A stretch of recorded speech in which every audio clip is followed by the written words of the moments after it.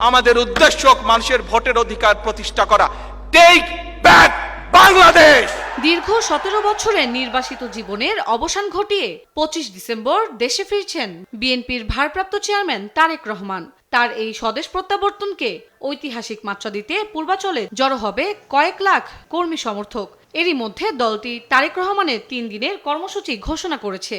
বৃহস্পতিবার সকালে শাহজালালে পৌঁছানোর পর বিএনপির স্থায়ী কমিটির সদস্যরা স্বাগত জানাবেন তারেক রহমানকে। সেখান থেকে তিনি সড়কপথে যাবেন সংবর্ধনা মঞ্চ পূর্বাচলের 300 ফিটে। সেখানে তাকে অভ্যর্থনা দেবেন লাখ লাখ নেতাকর্মীরা।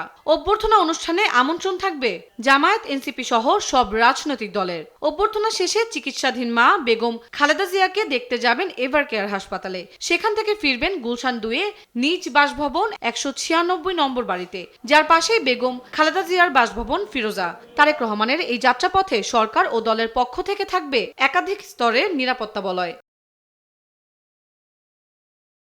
পরদিন 26 ডিসেম্বর শুক্রবার সকালে বাবা প্রয়াত রাষ্ট্রপতি জিয়াউর রহমানের সমাধিতে শ্রদ্ধা ও দোয়া নিবেদন করবেন তারেক রহমান। পরে সাভার জাতীয় স্মৃতিসৌধে জাতির শ্রেষ্ঠ সন্তানদের শ্রদ্ধা জানাবেন তিনি।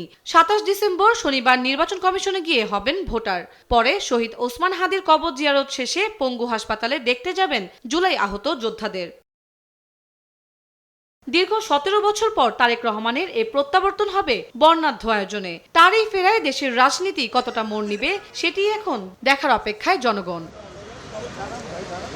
তন্দ্রা তারণ্য, দেশ টিভি, ঢাকা।